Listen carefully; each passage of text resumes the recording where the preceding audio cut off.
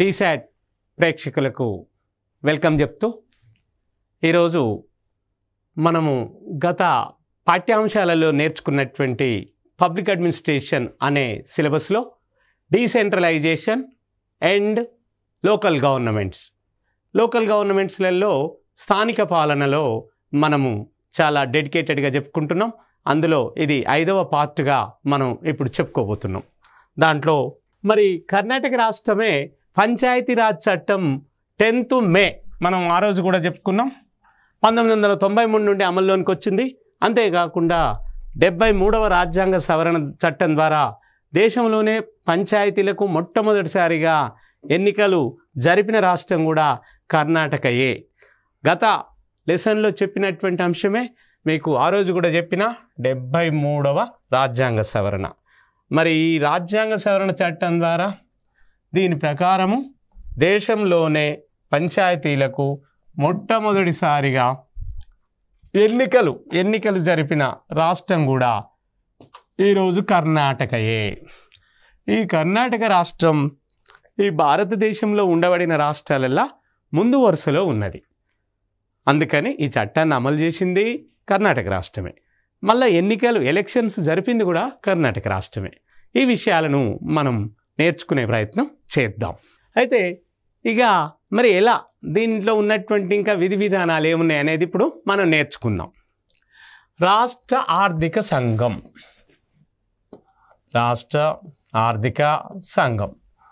State finance commission ఏ విధంగా ఉంది, ఆ స్టేట్ ఫైనాన్స్ కౌన్సిల్ ఏ విధంగా ఉంది అనేది మనం ఈరోజు నేర్చుకుందాం. ఆర్టికల్ భారత రాజ్యాంగంలో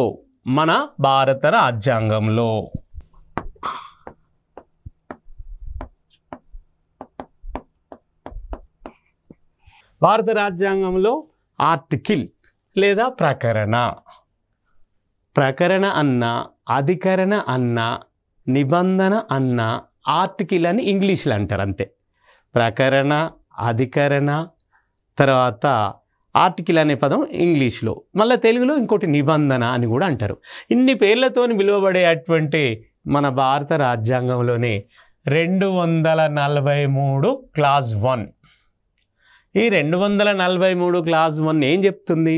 పంచాయతీల ఆర్థిక స్థితి సమీక్షకు రాష్ట్ర ఆర్థిక కమిషన్ను ఏర్పాటు చేయాలని తెలియజేస్తుంది.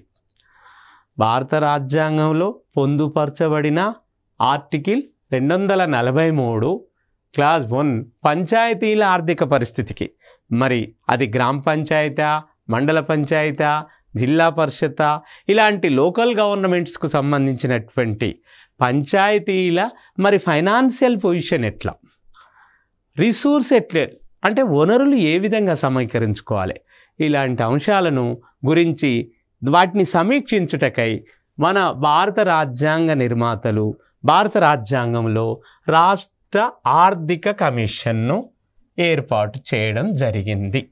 ఆ ఏర్పాటును గురించి తెలియజేసే ఆర్టికలే ఈ యొక్క 243. ఇది ఉద్యోగార్థులు చాలా నోటీసులో ఉంచుకోవాల్సినటువంటి అంశం.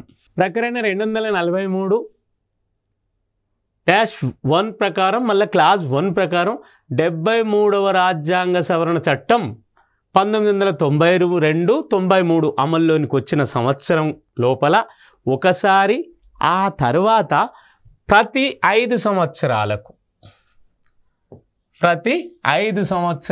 ఒకసారి రాష్ట్ర గవర్నర్లు ఆయా రాష్ట్ర పంచాయతీలకు సంబంధించిన ఆర్థిక సంఘమును ఏర్పాటు చేయాలి.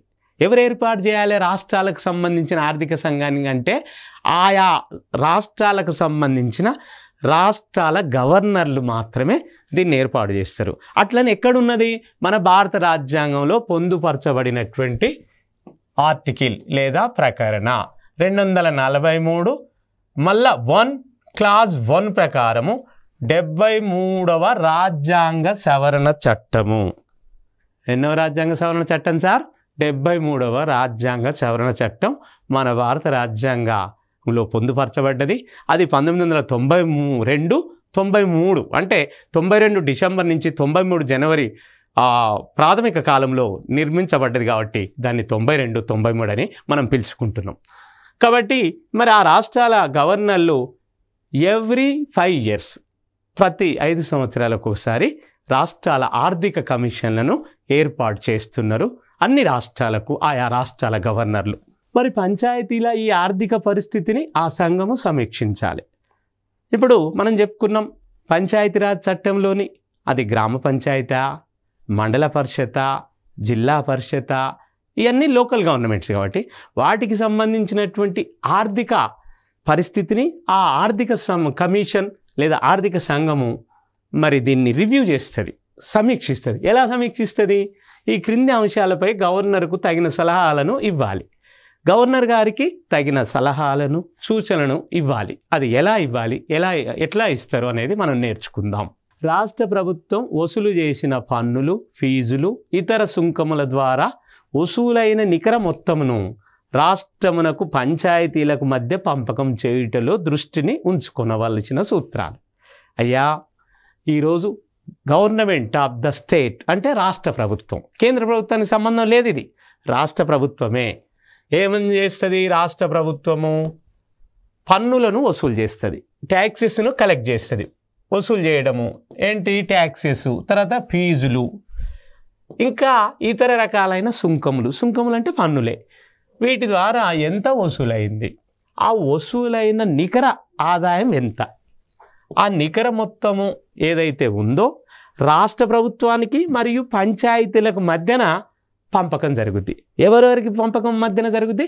రాష్ట్ర ప్రభుత్వానికి మరియు ఈ స్థానిక ప్రభుత్వాలకు, అంటే పంచాయతీరాజ్ చట్టం అంటే గ్రామ పంచాయతీ, మండల ప్రజా పరిషత్, జిల్లా పరిషత్కు మధ్యన ఈ యొక్క రాష్ట్ర ప్రభుత్వం వసూలు చేసినటువంటి పన్నులు, సుంకాలు, ఈ ఇతర అంశాలన్నీ పంచడం జరుగుద్ది ఈ ఆర్థిక సంఘం. మరి అది పంచేటప్పుడు ఇదన్నీ దృష్టిలో పెట్టుకొని ఆ దృష్టిలో ఉంచుకోవాల్సినటువంటి అంశాలు ఏందో మనం ఒకసారి నేర్చుకుందాం. పంచాయతీలు వసూలు చేసుకొనుటకు అధికారం ఉన్న పన్నులు, డ్యూటీలు, సుంకముల నిర్ధారణ. కొన్ని గ్రామ పంచాయతీలు, కొన్ని మండల పంచాయతీలు, కొన్ని జిల్లా పంచాయతీలే వసూలు చేసుకునే విధానాన్ని కూడా మన రాజ్యాంగ కర్తలు లేదా మొన్న రాజ్యాంగ సవరణ చేసిన మరి చట్టకర్తలు ఆ 73వ రాజ్యాంగ సవరణలో పొందుపరిచిరు. అంటే కొన్ని పంచాయతీలే వసూలు చేసుకోవచ్చు. ఎలాంటి? కొన్ని ట్యాక్సెస్, కొన్ని డ్యూటీలు, కొన్ని ఇతర రకాలైన ట్యాక్సెస్, వాటిని నిర్ధారించాలి. అంటే ఏ ట్యాక్సులు, ఏ రకాల పన్నులు, మరి ఏ రకాల డ్యూటీలు ఈ పంచాయతీలు వసూలు చేసుకోవచ్చు. ఇకపోతే రాష్ట్ర ప్రభుత్వం సంఘటిత నిధి నుండి పంచాయతీలకు కొన్ని నిధులను గ్రాంట్స్ ఇన్ ఎయిడ్స్ రూపంలో విడుదల చేయటకు సంబంధించిన మార్గదర్శక సూత్రాలు. అయ్యా, ఒకటేమో పంచాయతీలే వసూలు చేసుకునేది. ఇక రెండో అంశం మరి ఎట్లా అంటే రాష్ట్ర ప్రభుత్వము సంఘటిత నిధి అంటే కాంటింజెన్సీ ఫండ్ అంటారు. రాష్ట్ర ప్రభుత్వంకు ఉన్నటువంటి కాంటింజెన్సీ ఫండ్. ఈ కాంటింజెన్సీ ఫండ్ ఏదైతే ఉందో, కాంటింజెన్సీ ఫండ్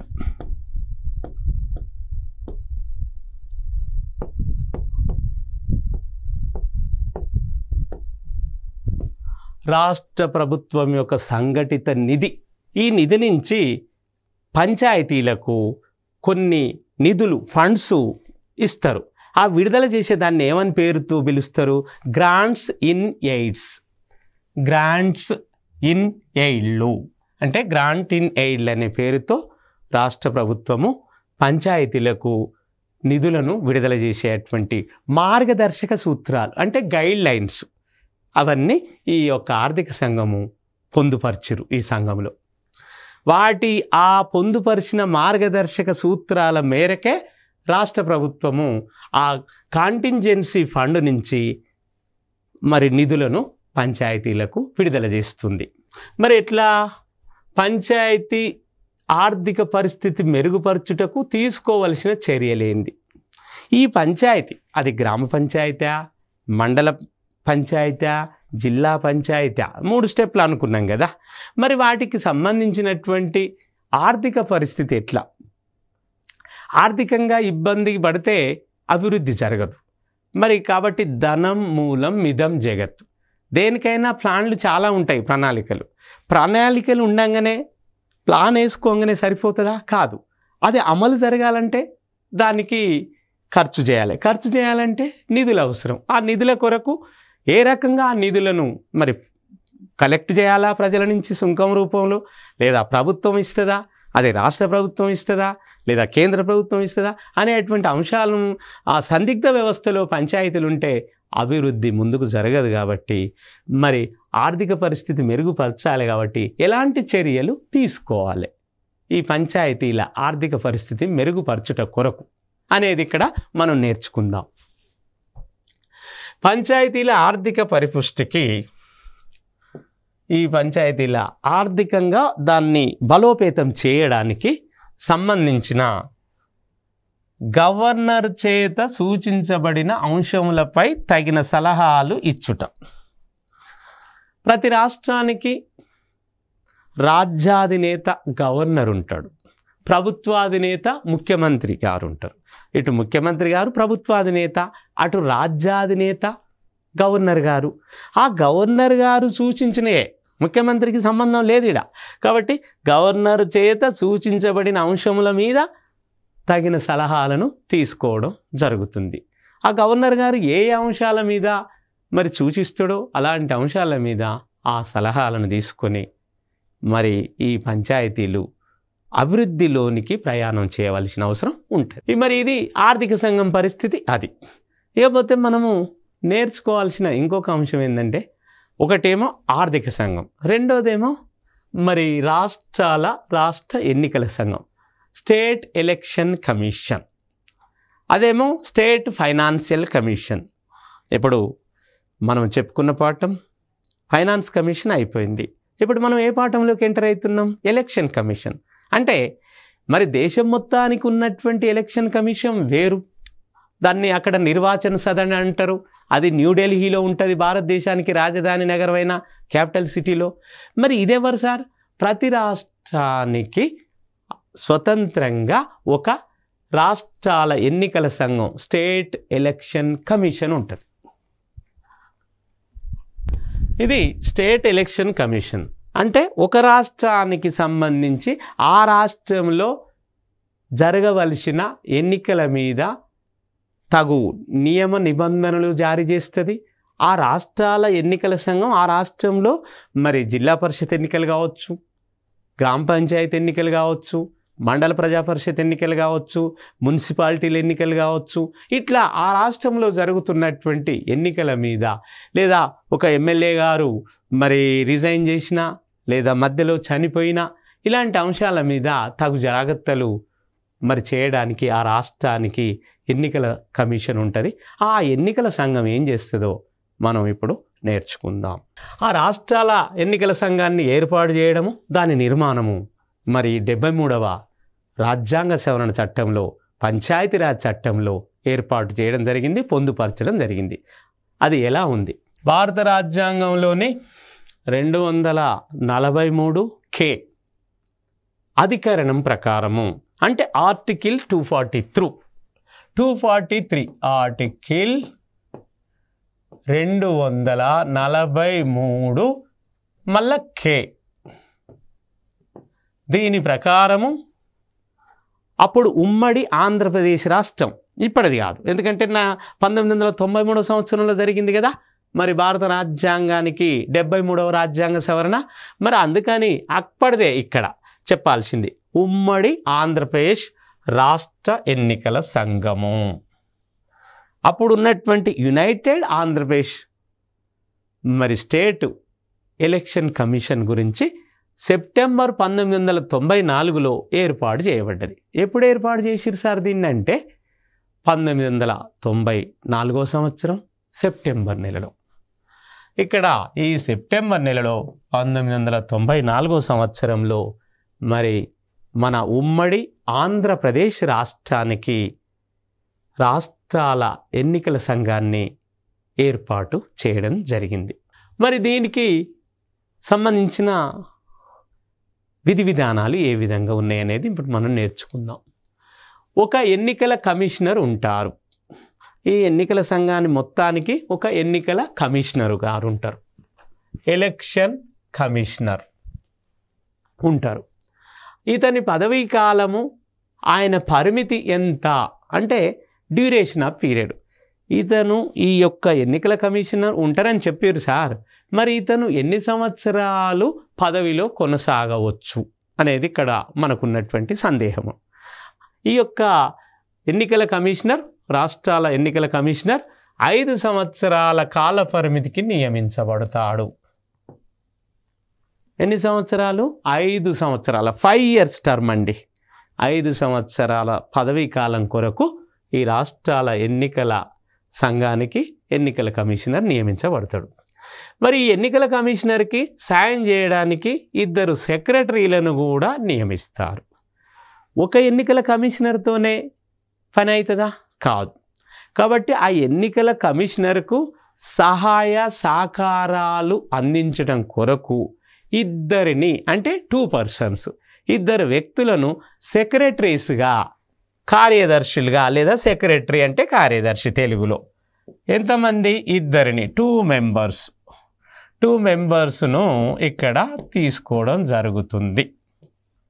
మరి ఈ 2 సెక్రటరీలు ఈ రాష్ట్రాల ఎన్నికల కమిషనర్కు సహాయ సహకారాలు అందిస్తూ ఎలక్షన్స్ శాంతియుతంగా, ఎలాంటి మరి లోటుపాట్లు లేకుండా సక్రమంగా జరగడానికి ప్రతి రాష్ట్రంలో ఆ రాష్ట్రాల ఎన్నికల కమిషనర్కు 2 సహాయ సహకారాలు అందిస్తూ ఇక్కడ సవ్యంగా ఎలక్షన్స్ను జరుపుతుంటారు, నిర్వహిస్తుంటారు. మరి వీళ్ళ విధులేంది అనేది ఇప్పుడు మనం నేర్చుకుందాం. వీళ్ళ డ్యూటీస్, విధులు అంటే ఎలక్షన్ కమిషన్ యొక్క డ్యూటీలు.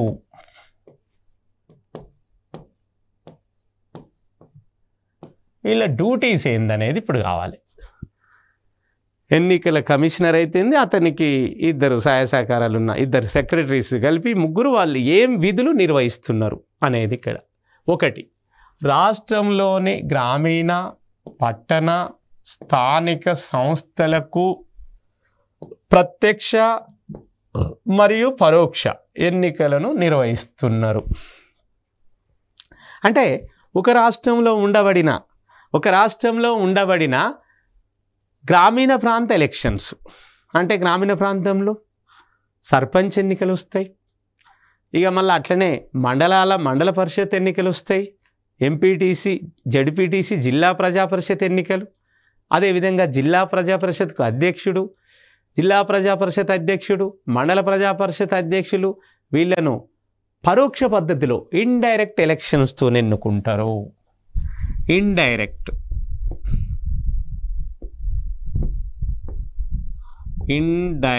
ఎలక్షన్స్.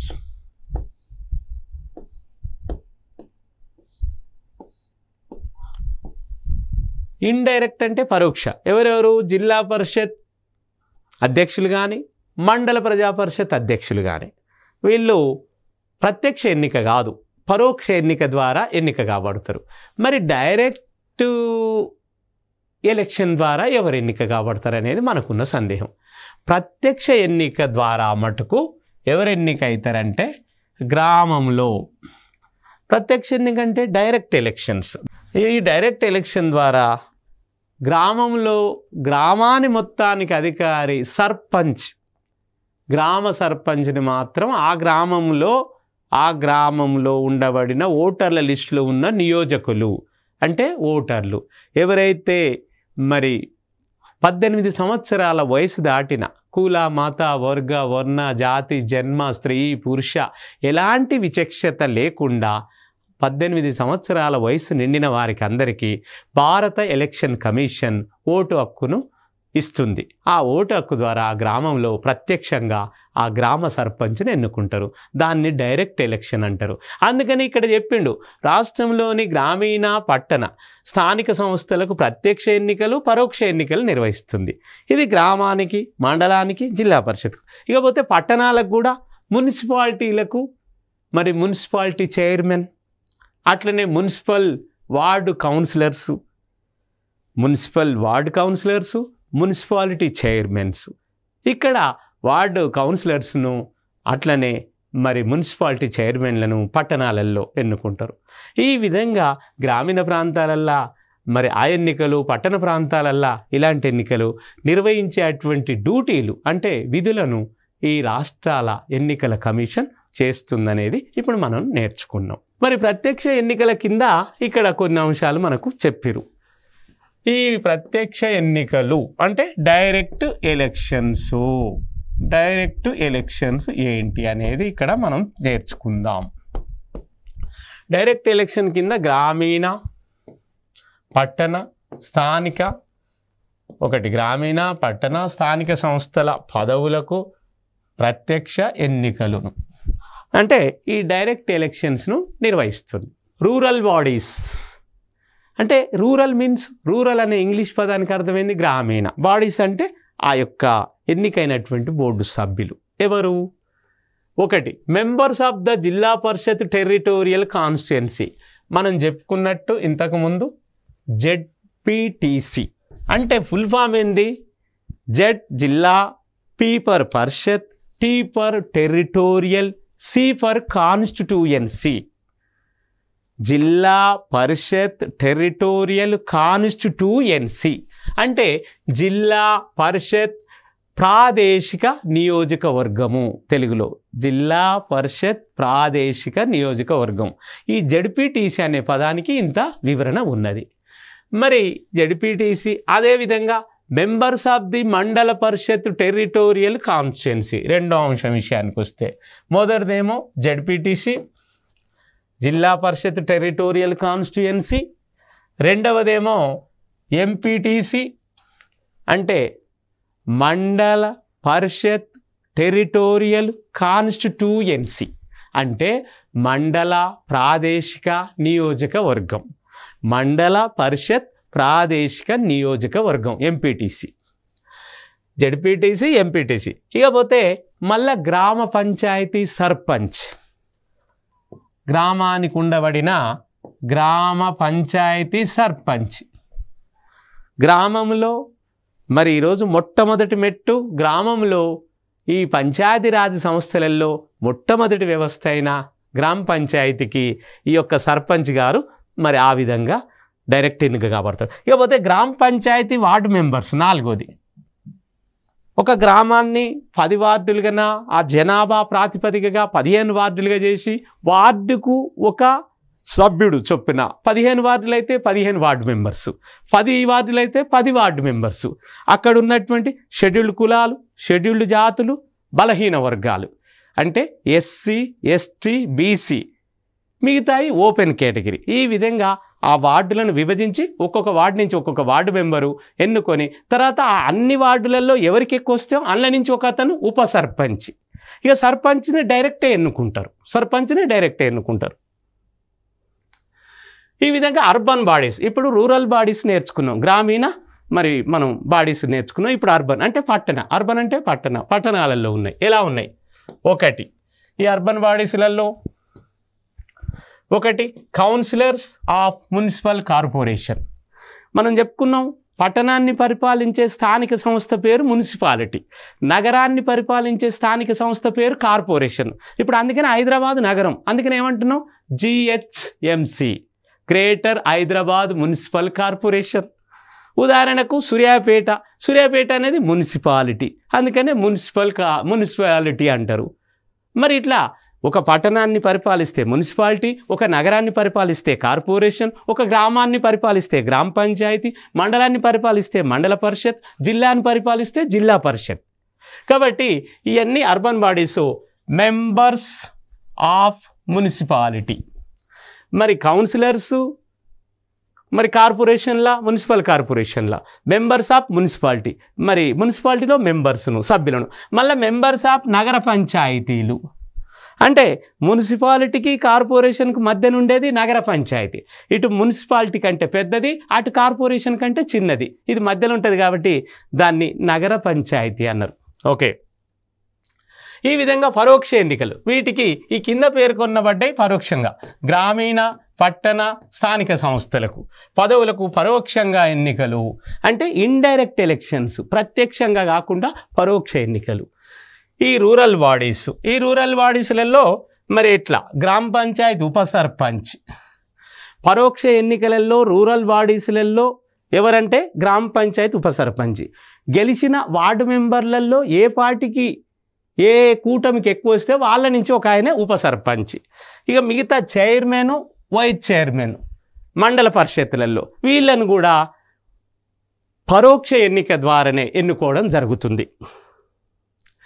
అర్బన్ బాడీస్లలో mayor, deputy mayor of the municipal corporations వీళ్ళని కూడా మరి ఎట్లా మేయరు, డిప్యూటీ మేయరు, ఈ మున్సిపల్ వీళ్ళని కూడా మరి ఎట్లా అంటే మనము ఈ యొక్క ఎన్నిక అనేది మనం చైర్మన్, వైస్ చైర్మన్ ఇన్ జిల్లా పరిస్థితులలో చైర్మన్ అండ్ వైస్ చైర్మన్, మరి అదేవిధంగా మున్సిపాలిటీలలో చైర్మన్, వైస్ చైర్మన్. వీళ్ళు మరి ఆర్టికల్ మరి 243 ఓ ప్రకారం, ఓ అనేది ఇంగ్లీష్ అక్షరం, ఈడ ఆర్టికల్ 243 తర్వాత ఓ అనే ఇంగ్లీష్ అక్షరం ప్రకారం పంచాయతీల ఎన్నికలకు సంబంధించిన అంశాలపై న్యాయస్థానాలు జోక్యం చేసుకోరాదు. మరి ఈ పంచాయతీరాజ్ ఎన్నికలకు సంబంధించి న్యాయస్థానాలు జోక్యం చేసుకోరాదని భారత రాజ్యాంగంలో పొందుపరచబడిన ఆర్టికల్ 243 ఓ అనే ఇంగ్లీష్ లెటర్ ప్రకారం చెప్పబడ్డది. 73వ రాజ్యాంగ సవరణ చట్టంలోని ప్రధాన అంశాలను 2 తరగతులుగా విభజించారు. ఈ 73వ రాజ్యాంగ 2 తరగతులు ఎట్లా, 1 తప్పనిసరిగా నిర్వహించవలసిన అంశాలు, 2 ఐచ్ఛిక అంశాలు, ఆప్షన్స్, ఇష్టం ఉంటే చేయొచ్చు, ఇష్టం లేకపోతే చేయకపోవచ్చు. ఈ విధంగా 2 రకాలు ఉన్నాయి. తప్పనిసరిగా నిర్వహించవలసిన ఏంది దీని చట్టం ప్రకారం అంటే గ్రామ సభలను ఏర్పాటు చేయాలి. జిల్లా, బ్లాకు, సమితి లేదా గ్రామ స్థాయిలో మండలం అనుకుంటే 3 అంచెల వ్యవహారాలలో పంచాయతీ నిర్మాణాన్ని ఏర్పాటు చేయాలి. ఈ తప్పనిసరి చేయవలసినటువంటి మరి నిధులు.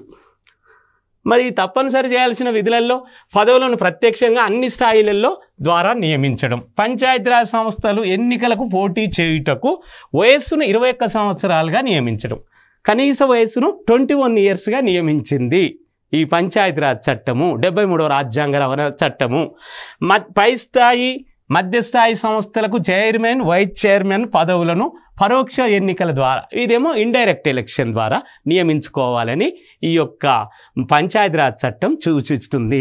ఓకే, మరి ఈ విధంగా పంచాయతీలలో చైర్మన్ సభ్యుల పదవులను జనాభా నిష్పత్తి ప్రకారం షెడ్యూల్ కులాలకు, షెడ్యూల్డ్ తెగలకు ఆల్రెడీ మనం చెప్పుకున్నాం. షెడ్యూల్డ్ కులాలు, షెడ్యూల్డ్ తెగలు, వెనుకబడిన వర్గాలకు మొత్తం పంచాయతీ సీట్లలో 1/3 వంతు సీట్లను మహిళలకు రిజర్వేషన్ చేయాలి. మహిళలకు 1/3 అంటే 1/3 వంతు సీట్లను ప్రత్యేకంగా మహిళలకు రిజర్వ్ చేయాలని చెప్తుంది. ఇది ఎన్నికల కమిషన్ ఈ సంస్థలను నిర్వహించడానికి సదా సిద్ధంగా ఉంటుంది. కాబట్టి 5 సంవత్సరాలకు ఒకసారి ఎన్నికలు నిర్వహించడం, ఒకవేళ ఈ సంవత్సరం కాలపరిమితికి ముందే రద్దు అయితే 6 నెలల లోపే ఎన్నికలు నిర్వహించాలి. కాలపరిమితి 5 సంవత్సరాలు కాకుండానే రద్దు అయింది అనుకోండి, పంచాయతీలు కానీ జిల్లా పరిషత్తులు కానీ 6 నెలల లోపు ఎన్నికలు నిర్వహించాలి.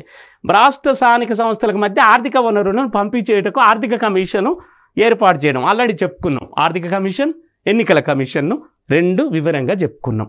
ఈ విధంగా ఐచ్ఛిక అంశాలు అంటే ఇష్టం ఉంటే చేయొచ్చు, ఇష్టం లేకపోతే చేయరాదు. ఇది మన రాష్ట్ర ప్రభుత్వాలు పంచాయతీలకు మార్గదర్శక సూత్రాలుగా చెప్పడం జరిగింది. ఈ కింద ఇచ్చినటువంటి విషయాలు వాళ్ళ విచక్షణకే వదిలేసారు. ఏది పంచాయతీలకు, గ్రామ పంచాయతీ, మండల పరిషత్, పట్టణ మరి మున్సిపాలిటీ, కార్పొరేషన్కు మరి అవి ఒకవేళ ఇష్టం ఉంటే చేస్తాయి, లేకపోతే లేదు. పార్లమెంట్ రాష్ట్రాల సభ్యులకు ఓటు హక్కును కల్పించడం, వెనుకబడిన వర్గాలకు రిజర్వేషన్ను కల్పించడం, పన్నులు, ఫీజులు, లెవీలు మొదలైన విధించడం, వసూలు చేస్తే విత్తపరమైన ఇలాంటి అంశాలను వాటి ఐచ్ఛికానికి వదిలేసారు. ఇది మనము మరి 73వ రాజ్యాంగ సవరణ ద్వారా 11వ షెడ్యూలులో అది మరి చేర్చబడిన విధులను మనం ఇప్పుడు పంచాయతీ సంస్థలకు అధికారాలను బదలాయించడం, ఇలాంటి అంశాలు ఇక్కడ మనం కల్పించడం జరిగింది. మిగతాది మనం నెక్స్ట్ క్లాస్లో నేర్చుకుందాం. Thank you.